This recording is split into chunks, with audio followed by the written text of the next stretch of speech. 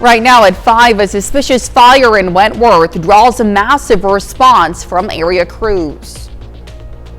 And we've got a mild start to the day, but it will be cooler heading into the afternoon. A look at that forecast, get you out the door coming up.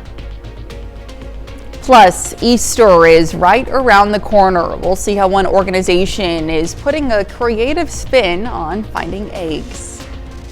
The 4 states' most watched news starts now. Good morning and welcome to the KOAM Morning News. It's 5 a.m. I'm Elise Noe. I'm Chris Warner. It is Monday. It is April the 14th. We are already there. We're halfway through this month, just about. April. And it's not been too bad, save a couple of weeks ago. But believe it or not, as warm as we are now, our temperatures aren't really going to move much today. It's going to, compared to yesterday, almost be cold because we were in the 80s yesterday. Yes, it was really warm. Yeah, it was. I mean, it was a great day. Don't get me wrong. Beautiful day to get outside absolutely. today. And today's not going to be bad. Don't get me wrong. It's going to be a lot cooler than where we were yesterday. Let's start with that look outside downtown Pittsburgh. Right now, over Pittsburgh, skies are clear. We're starting to see some partly cloudy skies, and as the morning progresses, we will see more clouds heading into the afternoon. MoDOT camera 20th and Rangeline also looking good this morning. So here's what we're talking about. Mostly cloudy skies. I didn't stop this. I knew. I sat here all morning and knew there was something I missed. Well, anyway, we're looking at mostly cloudy skies as we head into the afternoon hours out there. Skies, though, will begin to gradually clear as we head overnight tonight. As again, our temperatures will be cooler today than where they were yesterday. But today, tomorrow, they're going to be right on par for where they should be for this time of year. We're at 61 in both Joplin and Pittsburgh this morning, so a fairly mild start. But around the area, so what we've had is that boundary that pushed through. You can see the wind shift line. We've got north winds back behind it, and that's what's going to keep our temperatures pretty steady through a good portion of the day. Most of us right now, low mid 60s down to the south. We do still have some upper 60s, and that's about where we're headed by this afternoon. Kids getting on the bus, partly cloudy skies, right around 60. North winds around 5 to 10 miles an hour. Those winds begin to increase through the morning, start gusting upwards of 25. Mostly cloudy this afternoon, about 68 when the bus brings the kids back home. And we are looking at, again, mostly cloudy skies and breezy, bit cooler, upper 60s. But again, upper 60s, about average for this time of year as we head into the afternoon. Tomorrow is looking to be much of the same, but more sunshine. And we are watching thunderstorm chances as we head through the week. And at least right now, some possibility of some strong, potentially severe storms later this week. We'll go over those details with you here in just a few more minutes. Elise? All right, Chris, thanks. Well, Sunday morning, an SUV overturned in a crash just outside the Joplin city limits on West 7th. The westbound Dodge Durango left the roadway near Black Cat Road and overturned onto the fencing at John Meyer's truck and Foreign Salvage, barely missing the building. Now, the driver was trapped inside the wreckage. Carl Junction Fire Department spent about 20 minutes to cut the top off the SUV using the jaws of life to free the 60-year-old driver from Galena, Kansas. Now, she was rushed to a Joplin hospital suffering serious injuries. The Missouri State Highway Patrol are investigating the crash.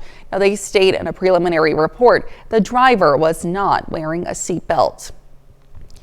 Well, 2 people are in custody following a search warrant executed by the Cedar County Sheriff's Office. Now, the special response team executed the search warrant on April 8th at a residence near Stockton, Missouri, related to stolen property. Now, Cedar County Chief Deputy Clay Jeffries says as the team approached, a male suspect fled into a wooded area. Now, during the search of the property, the team found items linked to recent burglaries. Jessica Eubanks was arrested on site for felony possession of a controlled substance. The male subject was not located on the same day. However, law enforcement returned to the residence on April 10th and arrested Corey A. Eubanks on charges of felony burglary and stealing. The investigation is ongoing and further charges may be filed.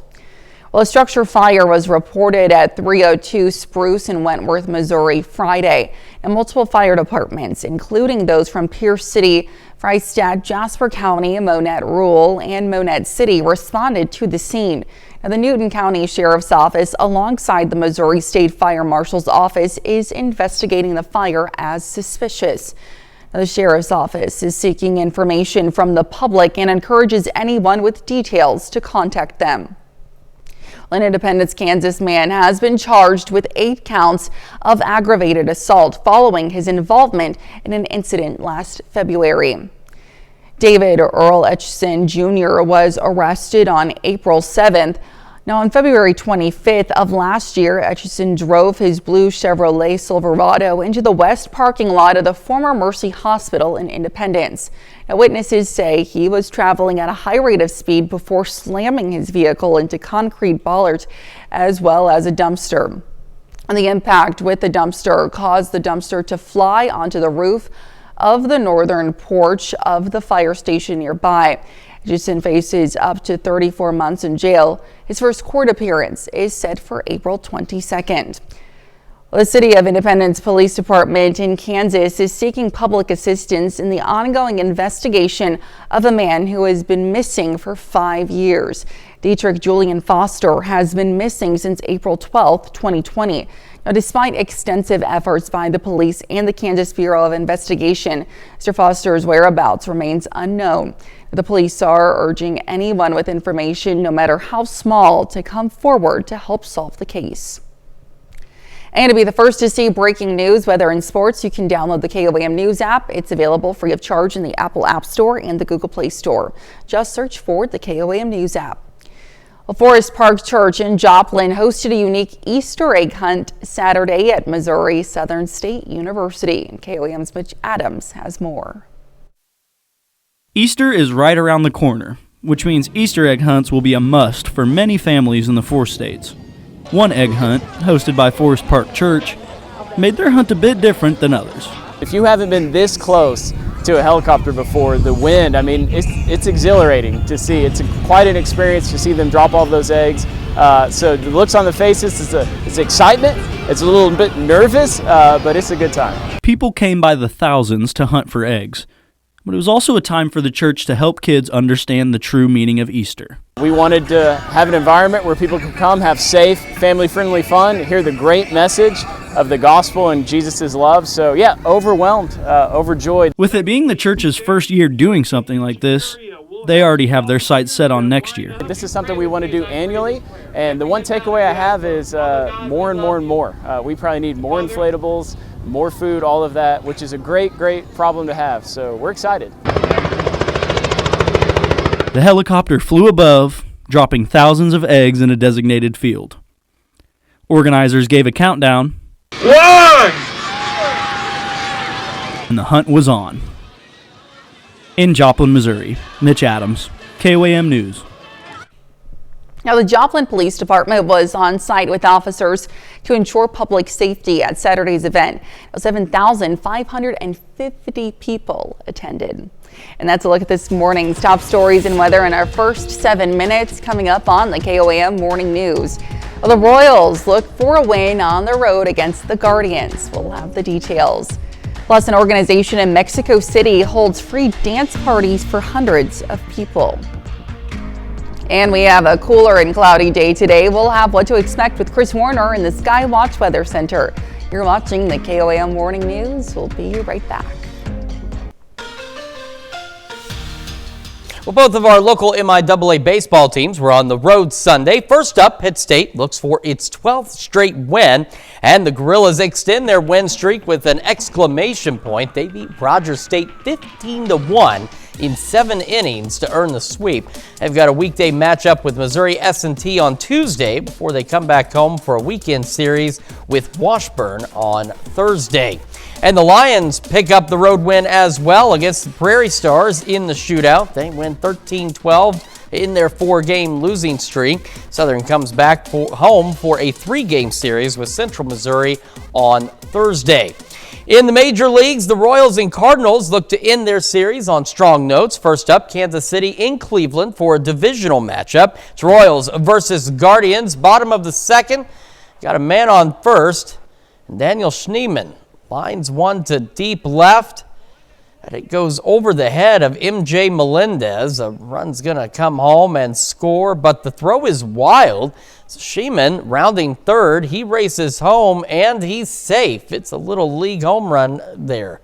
But in the fourth, Salvador Perez smashes one to left. It's gone And we have a tie ball game, so we head to the 5th. Got runners on 2nd and 3rd. And Michael Garcia ropes a double to right to drive 2 runs in. The Royals win this one 4-2 and avoid getting swept by the Guardians. And the Cardinals shut out the Phillies 7-0 to clinch the series. The Redbirds are back at home for a 3-game series against the Astros today. And Sunday was the final day of the Masters tournament, and only 18 holes separate us from the 2025 champion. Rory McIlroy came into the day with a 2-stroke lead over Bryson DeChambeau, and it's Justin Rose putting the pressure on McIlroy. Rose's putt on hole 18 is good. McIlroy has 2 holes to gain a stroke on Rose, and he misses the clinching putt on hole 18. So we have a playoff. We head back to hole 18. Justin Rose has another long putt for birdie, and it's wide. So McIlroy has another shot for the win, and his putt is good. Rory McIlroy wins his first Masters, becomes just the 6th golfer to win a Grand Slam, the first since Tiger Woods. What a finish. Well, still to come, a new study finds heavy drinking could be associated with increased risk of brain lesions. And we got another check of that forecast when the KOAM Morning News returns.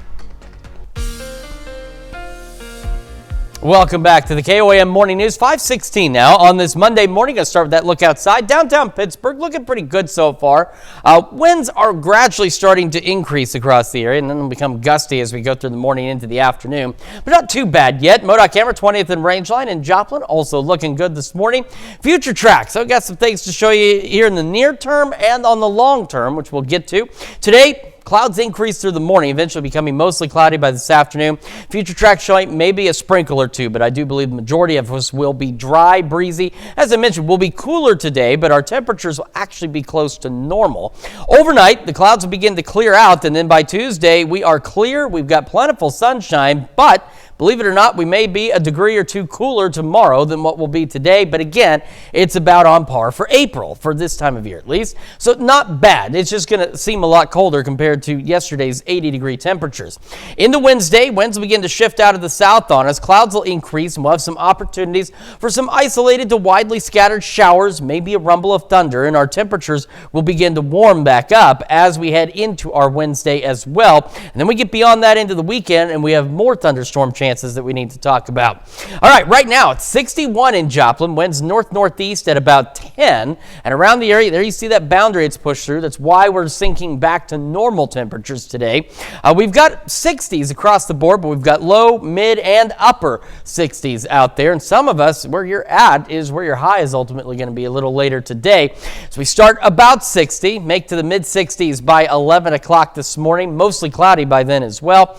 Mostly cloudy skies into the afternoon. Upper 60s, maybe some low 70s in our southern counties. Our north winds gusting to 25. Into the evening, again, mostly cloudy for most of the evening. Skies beginning to clear by late this evening. Mostly clear overnight, back into the low 40s, maybe a couple of upper 30s, and those winds a lot more manageable, north at about 5 to 10 miles an hour. Then we head into this upcoming weekend. This is something still several days away, still not a lot of agreement on exactly what's going to pan out. But let's talk about what we are looking at. You see these little splotches here by Friday evening? That is a cold front, and that is a developing line of showers and thunderstorms. It's going to park itself from southwest to northeast, almost right along the I-44 corridor as we head into Friday evening. As you can see, 1, it doesn't move a lot. 2, it does expand. And we get more showers and thunderstorms out of this as we head overnight from Friday into Saturday. Then Saturday, we got a mix of showers and scattered thunderstorms out there, and this trend continues into our Sunday as well, with additional scattered shower and thunderstorm chances as we're looking to get a fair amount of rain. So flash flooding could possibly be another concern down the road, but still something we want to keep an eye on. We want to watch Friday night into Saturday, and here's why. All this way out, I did not put a pause, I apologize, but you saw there for a moment, we have the highlighted area for a good portion of the region as we head into Friday night into Saturday morning for the potential for some strong to severe thunderstorms. Now, we're still several days out, but that is already being highlighted. It showed up yesterday. It showed up again today. So we want to keep an eye on that. Again, upper 60s tomorrow. Warming trend, though. Then we get cool by Friday. We'll see exactly how all of this plays out. So it's what we're saying. There's some variables in play. We are still looking, though, at shower and thunderstorm chances as we head into the weekend. Temperatures back into the 70s by next week. Let's check your forecast. We're back with Health Watch right after this. Well, topping Health Watch this morning, with many families traveling for spring break ahead of the Easter holiday, health officials are worried about measles cases spreading.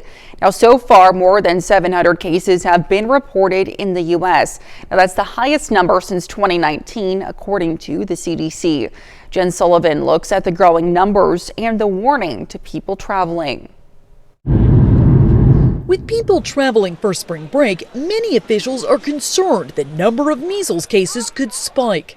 This is a very, very infectious disease. Hawaii Governor Josh Green is also a physician and is worried about the growing cases of measles across the country.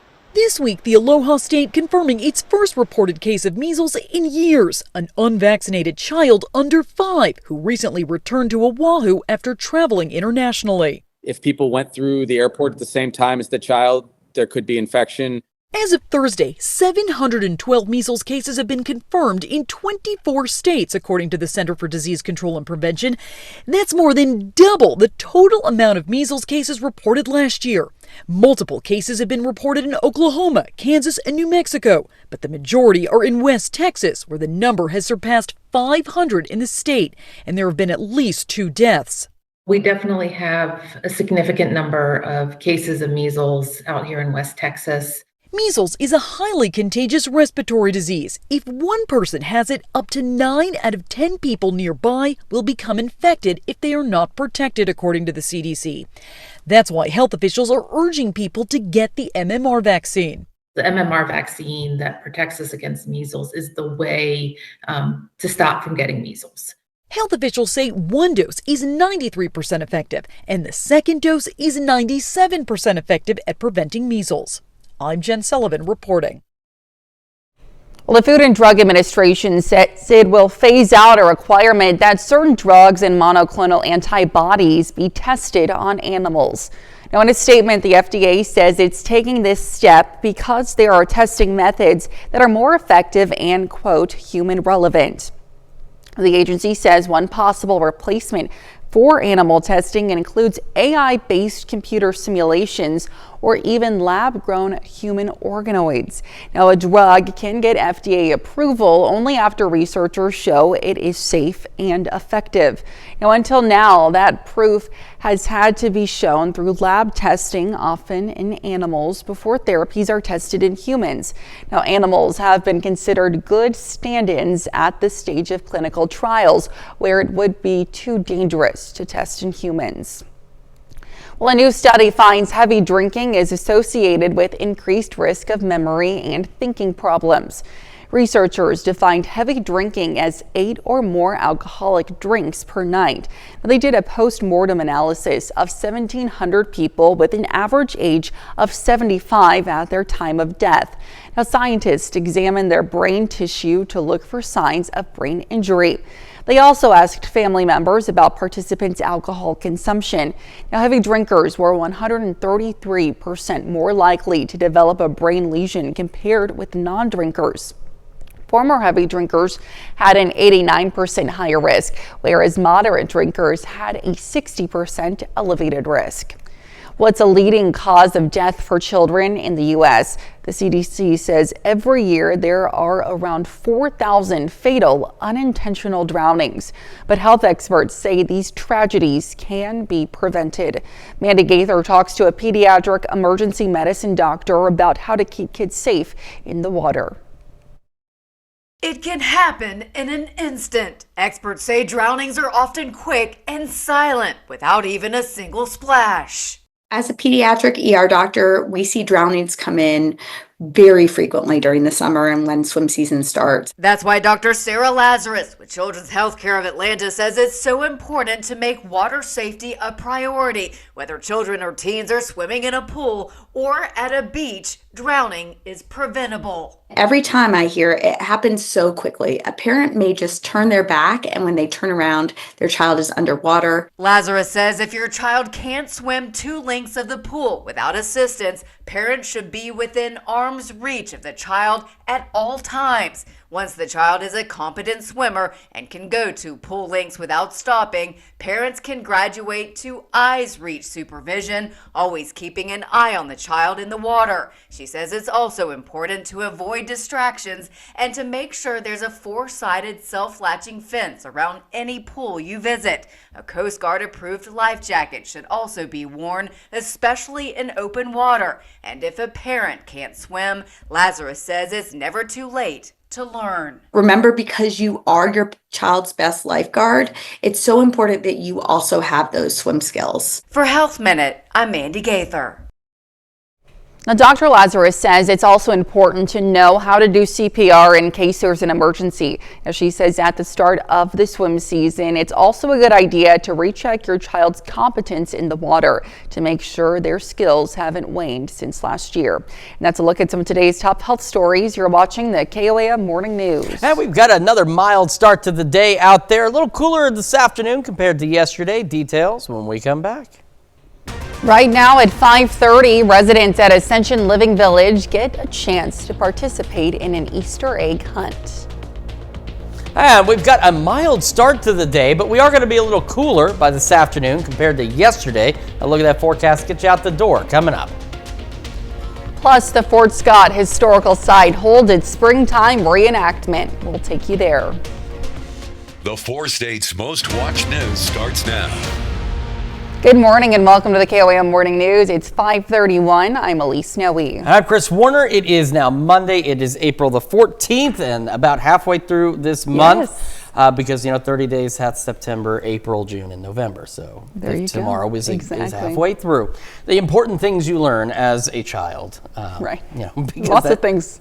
That helps you remember how many days that there really are in the months, Lots of things. The other thing they really taught you is stop, drop, and roll. And while I'm not opposed to that, the way they drill it into you in elementary school, you would believe that being on fire was a regular problem as you get older. Right.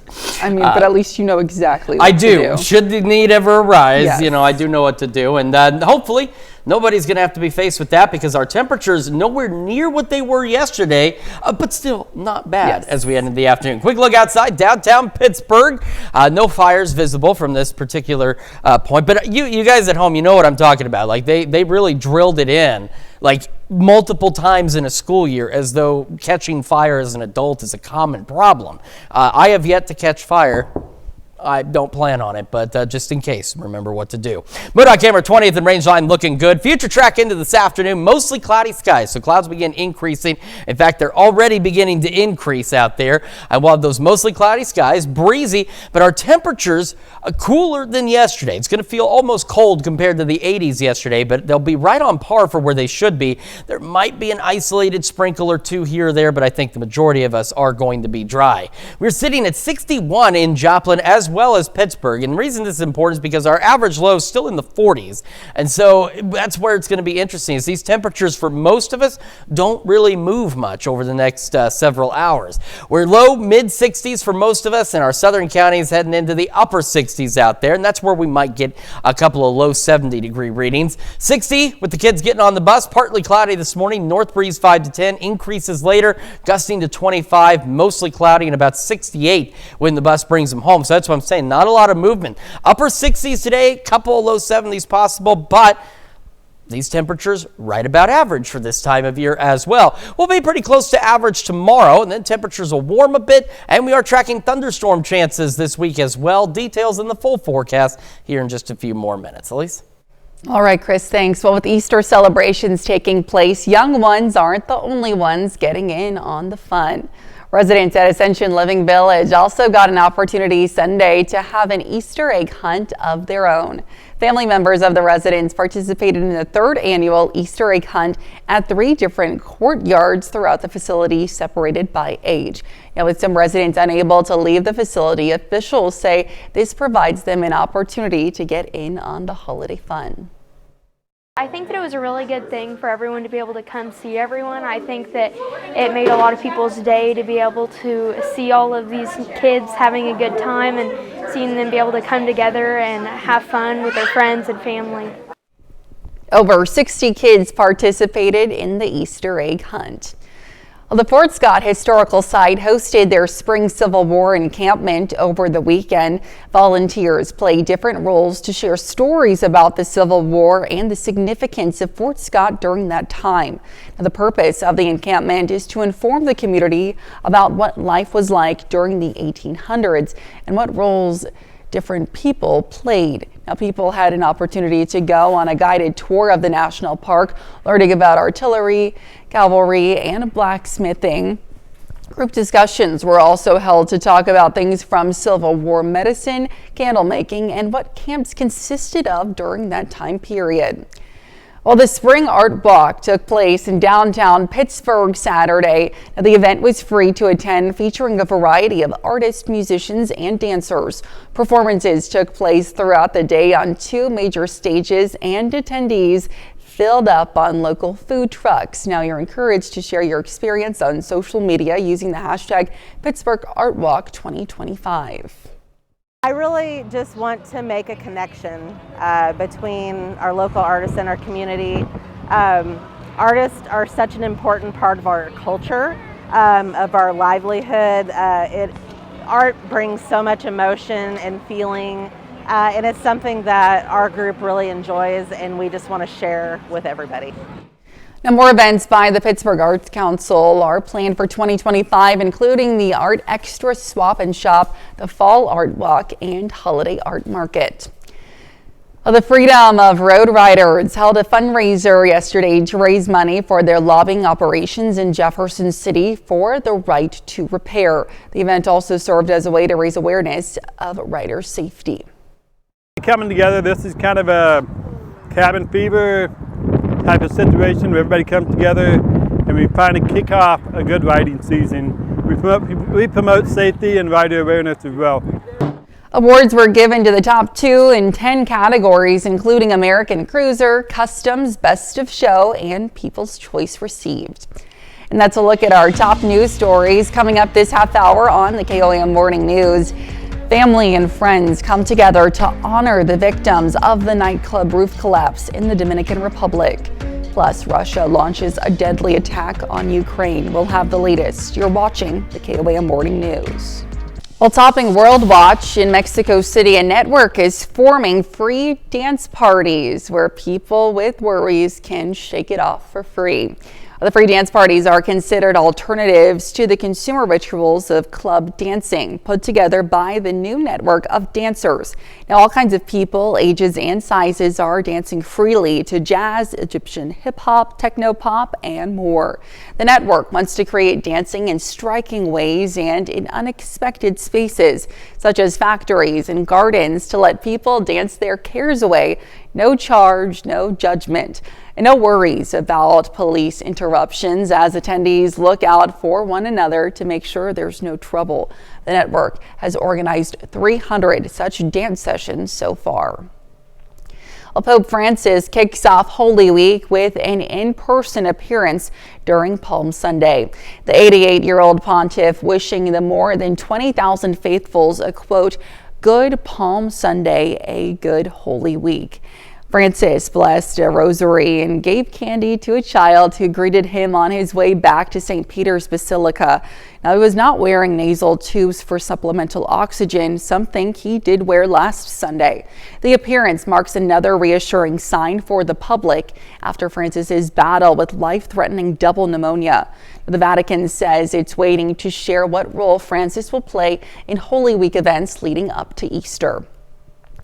Well, mass was held on Sunday in the sports center of the town of Haina in the Dominican Republic, where 25 of the victims of a nightclub roof collapse lived.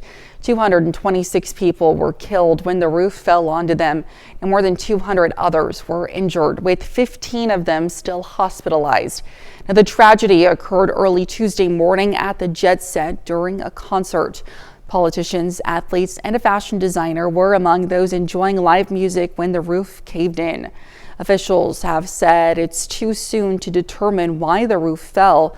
Prosecutors visited the scene after rescue crews began packing up and removing heavy equipment. Well, more than 30 people are dead and over 110 people are wounded after a Russian ballistic missile strike early Sunday morning hit Ukraine. Ukrainian President Vladimir Zelensky is condemning the attack, calling for tough international reaction against Moscow. Now, it comes just days after U.S. envoy Steve Witkoff held talks with Russian President Vladimir Putin in efforts for a peace deal. Stephanie Bennett has more from London. Officials say those numbers are likely to rise after 2 ballistic missiles struck the heart of the Ukrainian city of Sumy. The attack happened just as people were gathering to celebrate Palm Sunday. Among those killed were 2 children. Elsewhere Sunday, a Russian strike hit a kindergarten in Kharkiv. No casualties were reported. On social media, President Vladimir Zelensky wrote, "It's crucial the world does not stay silent, and there must be pressure on Russia to end the war." April has been a deadly month for the country as Russia holds the advantage. Back on April 4th, some 20 people were killed, including 9 children, in Zelensky's hometown. World leaders have condemned the attack in Sumy Sunday. Trump's special envoy to Ukraine and Russia said it crossed any line of decency and that the White House remains committed to ending the conflict. French President Emmanuel Macron posted on X, in part, "This war was initiated by Russia alone, and today it is clear that Russia alone chooses to continue it, with blatant disregard for human lives, international law, and the diplomatic efforts of President Trump. Strong measures are needed to impose a ceasefire on Russia. France is working tirelessly toward this goal alongside its partners." Ukraine has already endorsed a U.S. ceasefire proposal, but Russia has effectively blocked it by imposing far-reaching conditions. U.S. Special Envoy Steve Witkoff met with President Putin in Russia on Friday, discussing efforts to end the war, but Moscow's delay in accepting the proposal has frustrated President Donald Trump, who said Russia has to get moving. Ukraine, Russia might be going okay, and you're going to be finding out pretty soon. You know, there's a point at which you just have to either put up or shut up, and we'll see what happens. Kyiv has warned that Russia is planning a fresh spring offensive to ramp up pressure and seize more of Ukraine. And that's a look at some of your biggest headlines from around the world. We'll be right back. Welcome back to the KOAM Morning News. It is just a few seconds away from 5:46 on this Monday morning. We're going to start with the future track as we've got some short-term stuff to talk about and some long-term stuff to talk about. First, today, clouds increasing through the morning, mostly cloudy out there. Future track showing maybe a sprinkle or two, but I do believe that 99.9% of us are going to be dry. We are cooler today, but we are seasonable with these temperatures. But compared to yesterday, it's going to feel colder because, I mean, we were in the 80s yesterday. We're going to be in the 60s today. That's a big difference there. It's 20-degree difference almost in those temperatures. Tonight, back to about normal, maybe a little below as skies will clear through the evening and overnight. Winds, thankfully, will let up as well. Now, tomorrow, we've got plentiful sunshine across the area. North winds about 5 to 10, but temperatures still seasonably cool, maybe even a degree or two cooler than what we're expecting today. Clouds will start to increase as we head into our Wednesday. Winds will shift out of the south, and we have an opportunity for an isolated shower or thunderstorm across the area. Not widespread rainfall by any means, but could get a shower or a rumble of thunder out there, and will be warmer on our Wednesday. Once we get past that, things are going to change a bit, and we're going to talk about that here in just a moment. Sitting at 61 in Joplin, so keep in mind our average lows should be in the upper 40s, so we're well above that. North-northeast wind at 10. There's that boundary that pushed through. That's why our temperatures are going to be colder today. That's why they're going to be seasonable today. We had the cold front roll through, and that's going to keep us normal. We've got low, mid, and some upper 60s out there. In our southern counties, where we have those upper 60s, could go into the low 70s for highs today. We are looking at starting about 60. partly cloudy, clouds increasing, mid-60s by 11, highs eventually into the upper 60s, and again, our southern counties maybe a couple of low 70s here or there. North winds gusting upwards of 25, so a bit on the breezy side. But again, those winds ease up overnight, temperatures gradually falling, skies gradually clearing. Back in the low 40s tonight, maybe an upper 30 or 2, and north winds at about 5 to 10. Now we go further down the road. I want to talk about Friday. Friday's something we're watching very carefully for Friday evening into Saturday morning. And I'm going to show you why. Okay, we've talked about how there's 100 sources of data, maybe not literally 100, but there's a lot of sources of data. Look at Friday here on the future track, shows 76, where our extended forecast pulls data from, shows it much cooler. So we've got to see exactly how this pans out, because that'll have a major impact on what does or does not happen as we go into Friday. But you see these little splotches. We've got the possibility of another cold front pushing through. That's going to trigger showers and thunderstorms by late evening Friday into Saturday morning, and then we'll be stuck with showers and storms and maybe even some fairly heavy amounts of rain as we go into the weekend. So scattered showers and storms will continue through Saturday and into Sunday, becoming a bit more widespread as we head late Saturday and into our Sunday across the area. The reason we're watching Friday is because even this far out, this is Thursday, and then by Friday we do have a risk for some strong, possibly severe thunderstorms across a good portion of the area Friday night into Saturday. So it is something we want to keep a very close eye on. A lot can change between here and there, but we'll want to keep an eye on that for you. Upper 60s tomorrow, 70s Wednesday, Thursday. We need to see exactly how Friday pans out. Showers, storms into the weekend, and the 70s will return as we head into the next work week. Let's check your forecast. We're back with more right after this. Well, standardized testing is often a big hurdle high school students have to face, but there's some stakes on the table for juniors at Oregon High School in Illinois. With the ACT coming up next week, the school's district superintendent is taking the math section of the test without a calculator. And if any of the students score higher than him, he plans to take them out to lunch. Emily McMinn has the story. Oregon School District Superintendent P.J. Capozzi first started the challenge 15 years ago when he was a principal and decided now was the perfect time to bring it back as the ACT becomes the state's assessment. A fun little challenge that I think the kids have gotten excited about, and we're hoping that they try their absolute best on the ACT when it comes out next week. News has quickly spread that Capozzi would be holding the challenge. People in our town are talking about the ACT. So as a result of a silly challenge that we put together for kids, if people are talking about it, that's a massive win already. After doing the challenge 4 times over the years, Capozzi says he has only lost to 3 students. My phone's getting blown up by people like, "Are you crazy?" I'm like, "No, I think we'll be all right." Like I usually do all right in the math section. I mean, it's been about 25 years since I've looked at trigonometry, but other than that, we should be all right. So. Overall, the district hopes this encourages kids to do their best both on the ACT and in their other assignments. The hope is that kids just do their absolute best. So if they are going to do some additional studying, like, of course, we would love that, right? We'd love that every day, whether it's for the ACT or for our local tests. Capozzi also hopes that by encouraging the students, the district can also see a boost. And standardized assessments that drive what the state will tell us how we did as a school, which is important. It drives property value and all kinds of tangential things that happen as a result. But they are, at the end of the day, a single data point on a single day.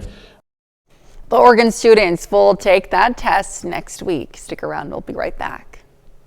Well, the 28th annual Purina Pro Plan Incredible Dog Challenge brings athletic dogs from 10 states across the country to compete in a mini dog Olympics. Now, the regional showdown taking place in Clearwater, Florida over the weekend.